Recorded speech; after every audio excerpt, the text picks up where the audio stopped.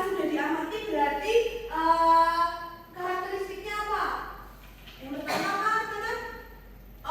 Objektif. Jadi laporan itu disusun berdasarkan objek yang diamati secara langsung seperti itu. Nah, kalau yang di sini objektifnya apa anak-anak? Ini ada hewan. Ada yang udah tahu ini hewan apa?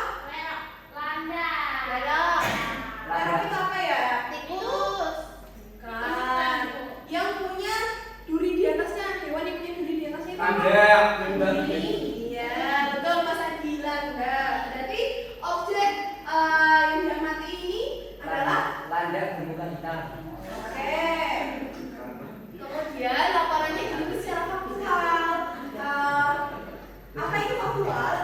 Yaitu sesuai dengan fakta yang sudah terbukti kebenarannya. Kebenarannya adalah ada tanda di depan kelas, di depan kita. Betul. Nah, sistematik laporan disusun dengan urutan yang unik. Misalnya diurutkan secara kronologis urutan kejadiannya. Jadi waktu anak-anak melihat hewan ini seperti apa nanti kalian tulis dalam bentuk laporannya seperti itu.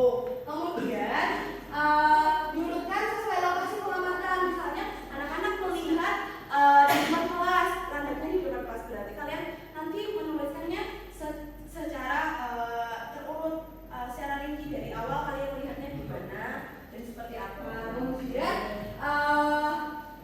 selanjutnya itu ada langkah-langkah penulisan. Dalam menuliskannya, anak-anak harus menuliskan judulnya dulu. Kalian mengamati apa? Yang kedua, itu menuliskan tujuan pengamatan. Anak-anak melakukan pengamatan ini bertujuan untuk apa? Kalau mengamati landak berarti bertujuan untuk mengetahui bagaimana landak itu beraktivitas seperti itu. Kemudian menuliskan hasil pengamatan sesuai dengan data atau fakta yang diperoleh. Jadi data dan fakta yang diperoleh itu ketika anak-anak mengamati secara langsung seperti itu. Nah, yang keempat itu melengkapi teks laporan hasil pengamatan. Yang kelima membuat kesimpulan dari hasil pengamatan. Nah, ini ada strukturnya. Waktu kelas 5 anak-anak pernah melakukan pengamatan kepada kacang hijau yang menjadi kecambah. Ada yang pernah? Nah, itu bisa dituliskan dalam bentuk laporan hasil pengamatan seperti ini. Nah, ini contohnya. Dari uraian ini tuh ada judul, tujuannya itu mengetahui pertumbuhan, hasil pengamatannya. Gambar ini opsional. Kemudian ada kesimpulan. Nah, ibu ingin membagi anak-anak menjadi dua kelompok. Yang kelompok pertama itu ada Mbak Nanda, ada Mbak Grace, ada Mas Adi, ada Mas Hadat, ada Mbak Uli, ada Mbak Seva. Kelompok kedua ada Mbak Pau, ada Mbak Kela, ada Mbak Dini, ada Mbak Shikana dan Mbak Yuli. Nah, ini anak-anak ibu ingin kalian berdiskusi. Diskusinya boleh anak-anak maju untuk mengamati apa yang dilakukan oleh Bogi si landak imut ini, oke? Nah, yang pertama silakan kelompok mana dulu, kelompok A. Oke, silakan. Kelompok B dulu ya, yang melakukan pengamatan dari Semuanya maju. enggak. Guys, gimana sih?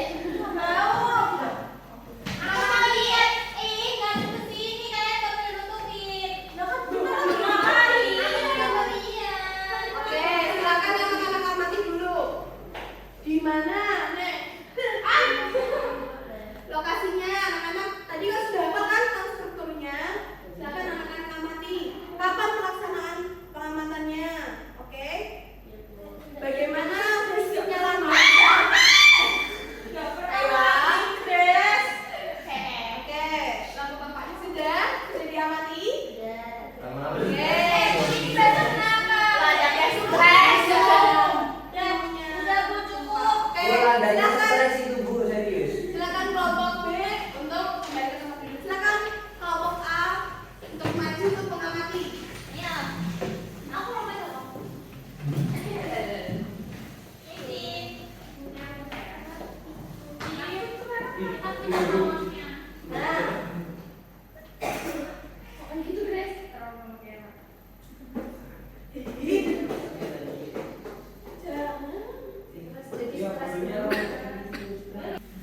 Oke, terima kasih ya kelompok 2. Kelompok A sudah maju untuk melakukan pengamatan ke hoki.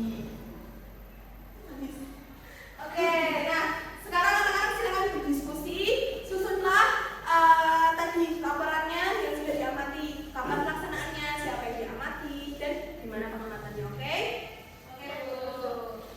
Nah, kelompok A ada yang mau ditanyakan tentang pengamatannya tadi? Kalau enggak, Ibu yang bertanya. Kelompok A? Kelompok A? Enggak ada? Oke. Nah, sekarang Ibu yang bertanya. Anak-anak kan udah maju, kan Bogi pasti ngerasa pasti mengerumuni dia. Nah, Bogi responnya seperti apa? Ada yang tahu anak-anak? Bulunya berdiri, Bu. Iya. Nah, dari respon tadi, diambil dulu nggak apa-apa. Dari respon tadi, dari kelompok A dan B ada yang berbeda. Oke, kalau tidak Ibu ingin ada yang berbeda? Sama? Oke. Iya, betul sekali. Ada lagi yang berbeda?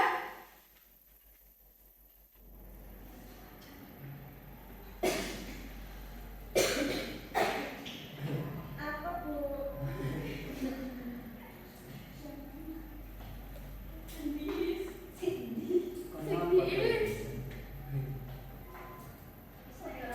Pengamatan fisiknya? Kaki gendut, Bu. Iya, kelompok A menyebutkan kalau Bogi Stres. gendut, Badannya stres. besar. Oke, kelompok B. Badannya besar, Oke. giginya mandul. Mukanya hitam.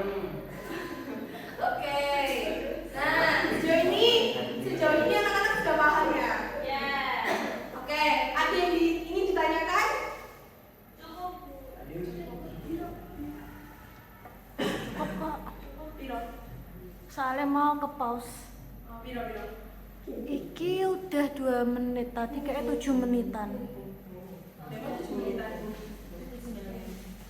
Aku ini mau beri kalian tahapan. Ibu kalau tahapan laporan hasil pengamatan boleh dilakukan ketika kok saya akan jadi saya akan bingung.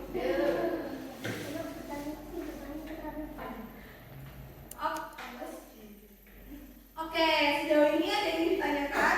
Saya, Bu.